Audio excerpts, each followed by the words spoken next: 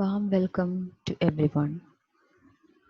Today we'll be discussing Module 4 and the topics of discussion are quantum well, multiple quantum wells and superlattice.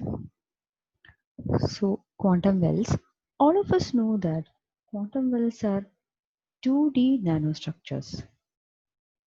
Now how are they constructed? When a narrow bandgap gallium arsenide is sandwiched between two wide gap semiconductor materials of aluminum gallium arsenide, then the resulting well for electrons and holes would be almost square with a barrier on each side of same height. So in this diagram, figure A shows the quantum well and figure B shows the band diagram for the corresponding quantum well. So you can see that gallium arsenide is the narrow bandgap semiconductor which is sandwiched between wide bandgap semiconductors of aluminum gallium arsenide on both sides, and the resulting structure is a quantum well. So this is the quantum well, and on both sides you have the barrier. Okay, so this is the conduction band and this is the valence band. Now, since the material inside the well is intrinsic, electrons inside the well that has originated at the neighboring aluminum gallium arsenide donor material can move into the gallium arsenide region with very high mobility. Okay, so aluminum gallium arsenide is the donor material and electrons move from aluminum gallium arsenide to gallium arsenide. So gallium arsenide can also be called as a channel. So in the structure, just like modulation doped heterojunctions which we have already studied, MOSFET high frequency transistors can also be fabricated if proper drain and source contacts are deposited. Now, quantum well structures of high mobility and low mobility can be fabricated by introducing controlled amount of impurities. Okay.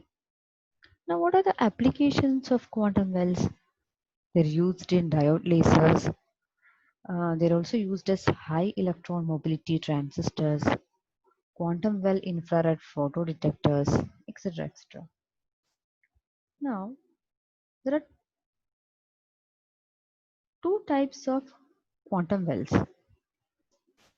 Okay, an array of quantum well is called a multiple quantum well.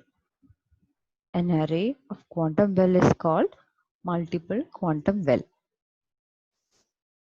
In multiple quantum wells, there are two types, type 1 and type 2. So this is the diagram for type 1 multiple quantum well. You can see the conduction band and valence band, and this is the band gap. Now, if the wells for electrons and holes, this is a well for electron, this is the quantum well for hole. If the quantum wells for electrons and holes are located in the same space location, then we call the multiple quantum well as type 1 multiple quantum well. So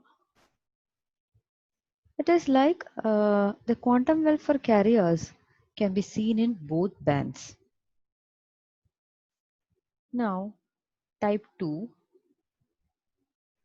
when the electrons and holes wells are located alternatively like this, then it is called a type 2 multiple quantum well. So you have a quantum well for electron and in the same space location you're having a barrier. So quantum well for electrons and holes are arranged alternatively. Then the structure becomes a type 2 multiple quantum well. Now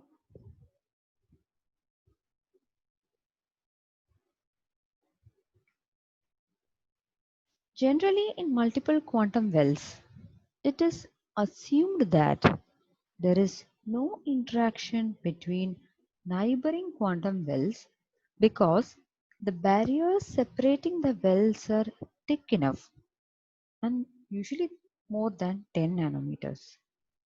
Okay, now if the energy barriers between the consecutive wells are thin enough, then wells will be coupled to each other by tunneling effect, and the discrete energy levels of the quantum well will then be transformed into energy bands.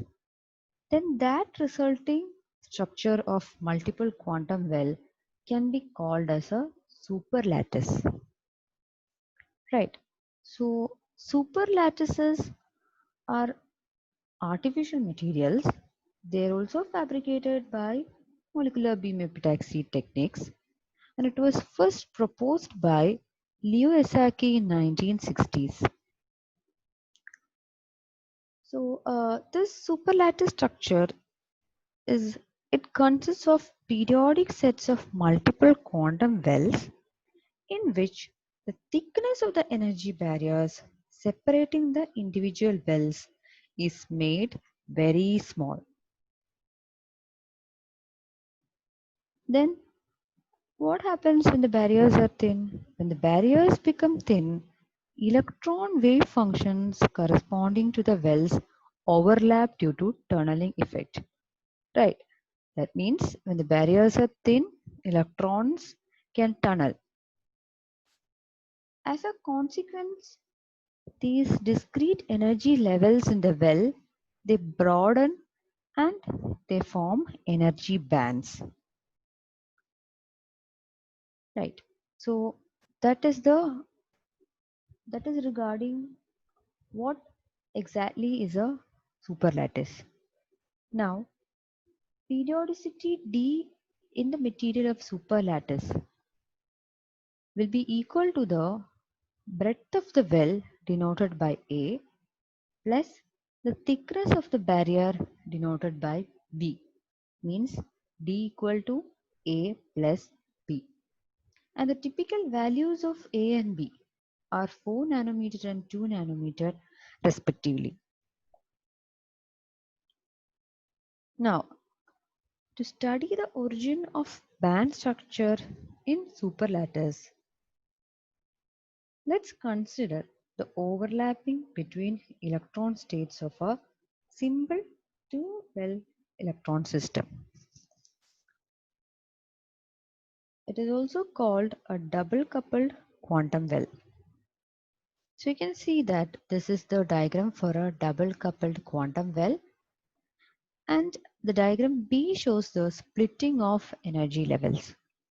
So you have two quantum wells, and let psi1 and psi-v be the electron wave functions in the corresponding wells, and EV1 and EV2 are their energies.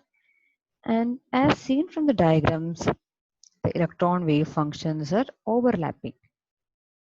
Now, according to perturbation theory in quantum mechanics, each original level, say E1, of the isolated wells will split into two energies, E1 plus V12 and E1 minus V12.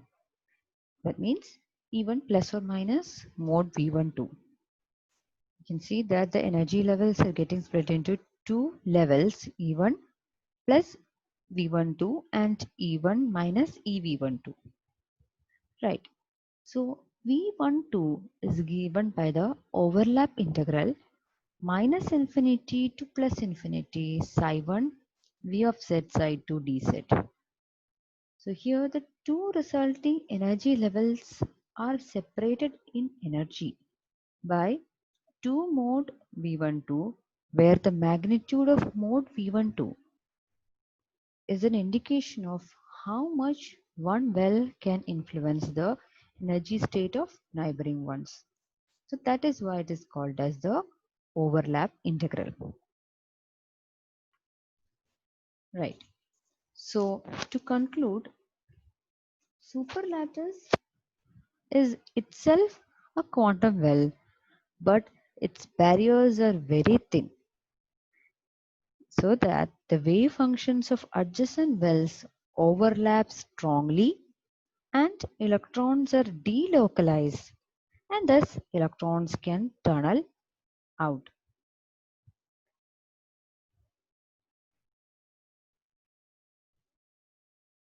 So in the next session, we'll discuss the chronic Penney model for superlattice.